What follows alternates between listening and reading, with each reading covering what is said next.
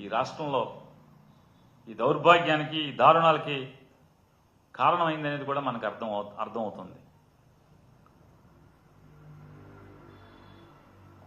ఎన్నికల ముందు deputy CM, ప్రస్తుత డిప్యూటీ సీఎం ఉప ముఖ్యమంత్రి పవన్ కళ్యాణ్ గారు ఆడవాళ్ల మీద అఘాయిత్యాలు చేసిన, ఆడవారి వైపు కన్నెత్తి చూసిన ఆ దుర్మార్గుల్ని బెత్తంతో కొడతాను, బెత్తం దెబ్బలు పడతాయి జాగ్రత్త అని చెప్పిన ఆ రోజు పెద్ద పెద్ద రంకులేశారు. ఈ రాష్ట్రంలో ఉన్నటువంటి అబలలందరూ కూడా లేదా స్త్రీలు కానీ నిజమని నమ్మారు. తీరా అధికారం వచ్చాక చూస్తే ఆడపిల్లల మీద అఘాయిత్యాలు, హత్యలు, హత్యాయత్నాలు జరుగుతుంటే బెత్తం దెబ్బలు కొడతా అన్నటువంటి పవన్ కళ్యాణ్ గారు అడ్రస్ లేకుండా ఆయన ఎక్కడ కనపడ్డం.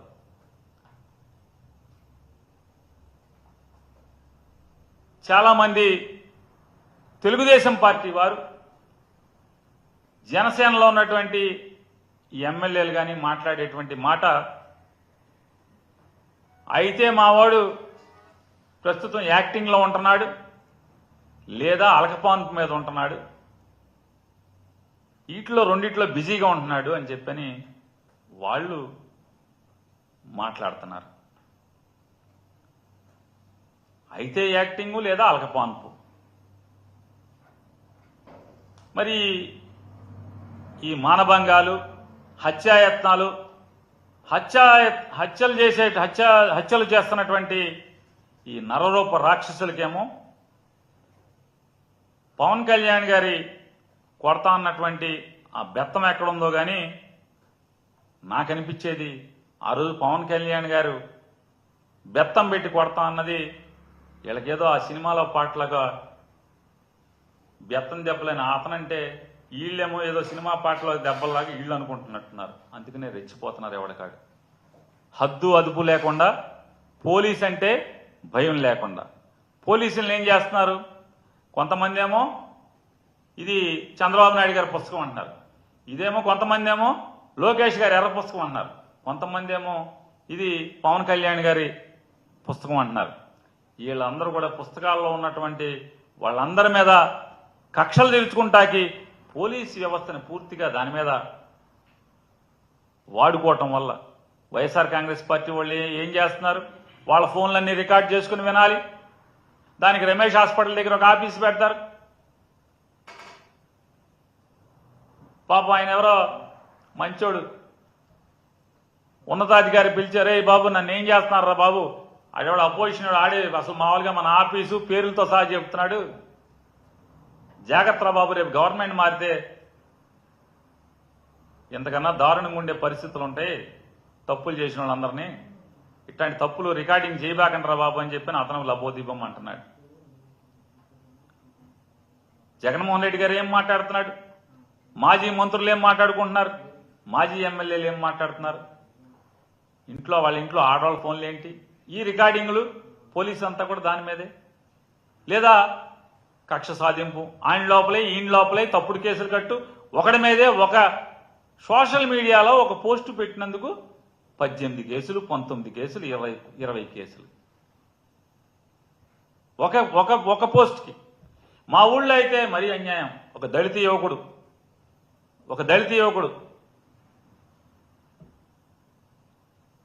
అతని మీద కేసు ఏంటో తెలుసా అండి? సంబరాల రాంబాబు పోలీసులకు దొరికాడు. అతను పెట్టిన పోస్టు 3 ఏళ్ల క్రితం. సంబరాల రాంబాబు పోలీసులకు దొరికాడు అతను పెట్టిన పోస్టు. దానికి అతన్ని 10 రోజులు జైల్లో ఉంచారు. 10 రోజులు. ఖచ్చితంగా దాన్ని హైకోర్టు కూడా వేయదలుచుకున్నాం, వేస్తాం. చూడండి, సంబరాల రాంబాబు ఎవడని పోలీసుని అడిగితే ఆ సీఏని అడిగాను, సంబరాల రాంబాబు ఎవరండి అని. మీకు తెలుసులేండి అంటాడు. నాకు తెలిసింటే బాబు ఎవడు సంబరాల రాంబాబు ఎవడు? మీకు తెలుసండి, మీకు తెలుసు కదండి అంటే కనీసం అంటే ఎటువంటి పోస్టులకి ఎటువంటి కేసులు పెడుతున్నారనేది, పోలీసుల్ని ఎందుకు వాడుకుంటున్నారు అసలు వదిలేశారు. లా అండ్ ఆర్డర్ వదిలేశారు, తప్పుడు వెధవల్ని శిక్షించడం వదిలేశారు, తప్పుడు వెధవల్ని కంట్రోల్ చేయడం వదిలేశారు, నేరాలు ఘోరాల్ని కంట్రోల్ చేయడం వదిలేశారు. ఆడపిల్లల మీద అఘాయిత్యాలు, హత్యాయత్నాలు, హత్యలు జరుగుతుంటే కనీసం ఓదార్చడానికి వెళ్ళినటువంటి మంత్రి అని ఒకడు లేకపోవటం, ఇంతకన్నా దౌర్భాగ్యం మీ ప్రభుత్వానికి ఇంకేమైనా ఉందా అని అడుగుతున్నాను. రాష్ట్రంలో రోజు ఇన్ని హత్యలు, ఘోరాలు, మానభంగాలు జరుగుతుంటే బతికిలేరా, చచ్చిపోయారా మీరు? ప్రభుత్వం నడిపేవాళ్ళు ఒక్కడంటే ఒక్కడ కూడా పలకరిస్తే కూడా చావరా మీరు?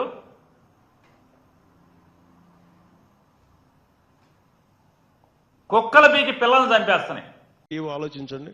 ఖచ్చితంగా 1,00,000 ఎకరాలు కాఫీ సాగు ఉంటే, కాఫీ బోర్డు నిర్ణయించుకుంటే ఖచ్చితంగా దాన్ని మరింత ఆదాయం పెరుగుద్ది, మరింత మనకి యువతకి ఉపాధి అవకాశాలు ఉంటాయి.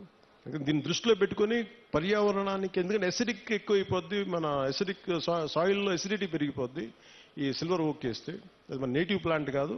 అందుకనే పనస కానీ, మామిడి కానీ, ఇంకా తొందరగా ఎదిగే మొక్కలు ఏమున్నాయి, వీటన్నిటి వృక్షాలు ఏమున్నాయి, వీటిని దృష్టిలో పెట్టుకొని ఖచ్చితంగా కలెక్టర్ గారు అడిగిన ఈ ప్రతిపాదన ముందుకు తీసుకెళ్తాం. ఖచ్చితంగా 1,00,000 ఎకరాల్లో కాఫీ తోటని ముఖ్యమంత్రి గారు తెలియజేశారు. ఖచ్చితంగా దీన్ని సాధిస్తామని మీ అందరికీ తెలియజేసుకుంటాం. సో మీ అందరికీ మరోమారు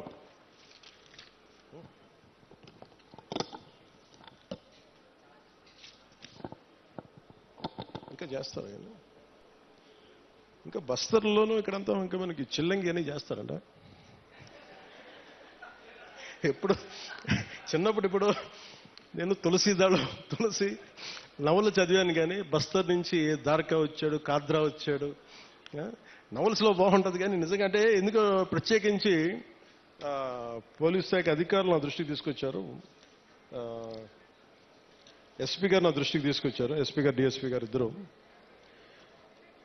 అంటే అరకు పరిసర ప్రాంతాల్లో ఇప్పటికీ చాలా మంది చెడుపు, చిల్లంగి మరియు చేతబడి వంటి మూఢనమ్మకాలని ఉన్నాయి. దానివల్ల పొరపాటున మానసికంగా మన ఇంట్లో బాగలేకపోతే, ఒకరికి ఎవరికైనా మానసిక వ్యాధి ఏదైనా వస్తే, మనకు పడని శత్రువు ఎవడన్నా చిల్లంగి చేశాడు, చేతబడి చేశాడు అని చెప్పి కొట్టి చంపేయటం, ఇలాంటి చేయటం దాదాపు గత కొన్ని సంవత్సరాలుగా 9 మందిని చంపేశారనేది ఒక రికార్డు పోలీస్ శాఖ అధికారులు పెట్టారు.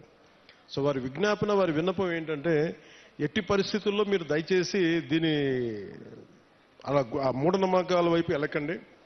ఏదైనా బాగలేకపోతే ఎందుకు బాగలేదు అని దృష్టిలో పెట్టుకొని అట్లా ఆలోచించమని, అందుకని దీనికోసం ప్రత్యేకించి వికాస్ అనే ఒక కార్యక్రమం ప్రారంభించారు. ఈ పై విషయాలన్నింటినీ, అంటే దీనికి గల కారణాలను పరిశీలిస్తే మూఢనమ్మకాలని, మనకి ఇంట్లో వాళ్ళకి బాగలేకపోతే చేతబడి చేశాడు, చిల్లంగి చేశాడు అవన్నీ సినిమాల్లో బాగుంటాయి, నవల్స్లో బాగుంటాయి. నిజానికి మన మనసుకు మించింది ఏం లేదు.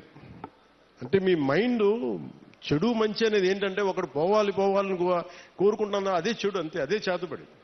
అందుకే ఇలా కాకుండా మీరు ఆలోచించాల్సింది, ఎవడు మన గురించి ఎంత చెడు చేద్దాం అనుకున్నా మనం యాక్సెప్ట్ చేస్తే తప్ప, మనల్ని ఓడించాలి నేను అసెంబ్లీలోకి అడుగు పెట్టం అని చెప్పి ఇంత కంకణం కట్టుకుంటే నువ్వెవడు ఇలాంటి చేతబడులు చేయడానికి? ఇలా చూడండి, మనంటే పట్టణంలో ఎప్పుడు మాట్లాడతారు, అందువల్ల. కానీ మనం ఎలా ఎదుర్కోవాలి?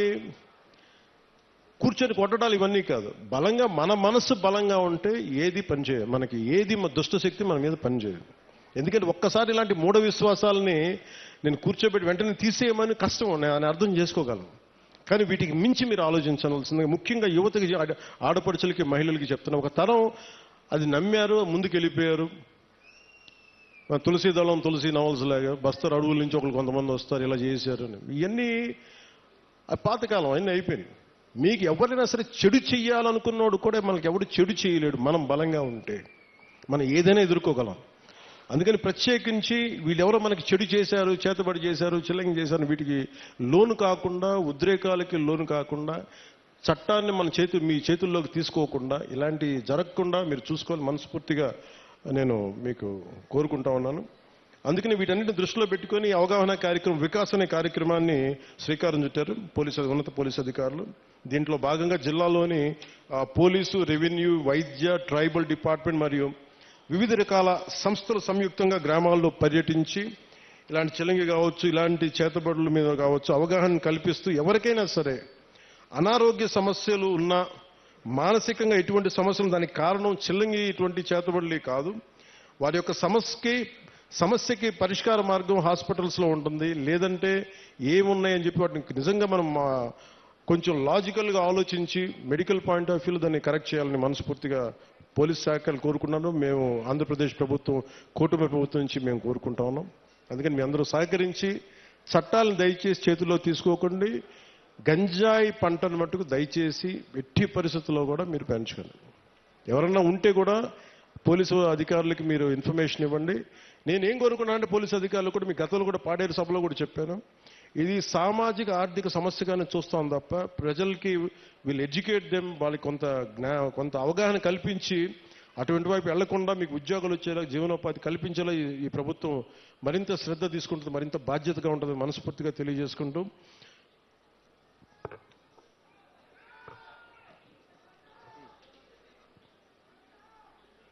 అలాగే అంటే మీతో మాట్లాడుతూ ఉంటే ప్రతి డిపార్ట్మెంట్ నాకు ఒక విజ్ఞాపన ఇస్తుంది, మీరు చెప్పండి మీ వాళ్ళందరికీ. సో అలాగే అటవీ శాఖ తరపు నుంచి ఒక విన్నపం వచ్చింది. దయచేసి మనం ఏదో సిగరెట్ తాగేస్తా, లేదంటే ఏదో మరి అంటే చాలా నిర్లక్ష్యంగా ఉంటాం. మన ప్రకృతి మీద మనకి అడవి తల్లి ఎంత పచ్చటి సౌందర్యం, ఎంత చక్కటి సౌందర్యం అంటిచేయడం ఎంతసేపు చెప్పండి. మనం మీరు లాస్ ఏంజల్స్లో చూశారు ఎన్ని లక్షల కోట్లు నష్టం వచ్చింది వాళ్ళకి. డబ్బున్న వాళ్ళు అందరూ పెద్ద పెద్ద ఫిల్మ్ యాక్టర్స్, బిజినెస్ మన ఇండస్ట్రియలిస్టులు, బిజినెస్ పీపుల్ అందరూ కూడా ఏమాత్రం ఇల్లు కూడా సొంత అసలు కొన్ని దశాబ్దాల నుంచి పెట్టుకున్న జ్ఞాపకాలు కూడా పోయినాయి, డబ్బులు గాలిపోయినాయి. సో వీటన్నిటిని దృష్టిలో పెట్టుకొని forest fire. Hit TV app, ఇందులో short news, live news, entertainment shows, movies, digital magazines తో పాటు మీ జిల్లా వార్తలను కూడా ఫ్రీగా చూడొచ్చు. ఇంకెందుకు ఆలస్యం, వెంటనే హిట్ టీవీ యాప్ ని డౌన్లోడ్ చేసుకుని ఫ్రీగా ఎంటర్టైన్మెంట్ పొందండి. Hit TV app. Hit TV app. Please download hit TV app. Hit TV app ని ఫ్రీగా డౌన్లోడ్ చేసుకొని ఎంజాయ్ చేయండి. మీకు నచ్చిన ఎంటర్టైన్మెంట్ కోసం హిట్ టీవీ యాప్ ని ఫ్రీగా డౌన్లోడ్ చేసుకొని ఎంజాయ్ చేయండి. హిట్ టీవీ యాప్ ని డౌన్లోడ్ చేసుకుని ఆస్వాదించండి, ఆశీర్వదించండి. ఇంతమంది సెలబ్రిటీలు హిట్ టీవీ యాప్ ని డౌన్లోడ్ చేసుకోండి అని చెప్తున్నారంటే ఎంత మంచి యాప్ ఆలోచించండి.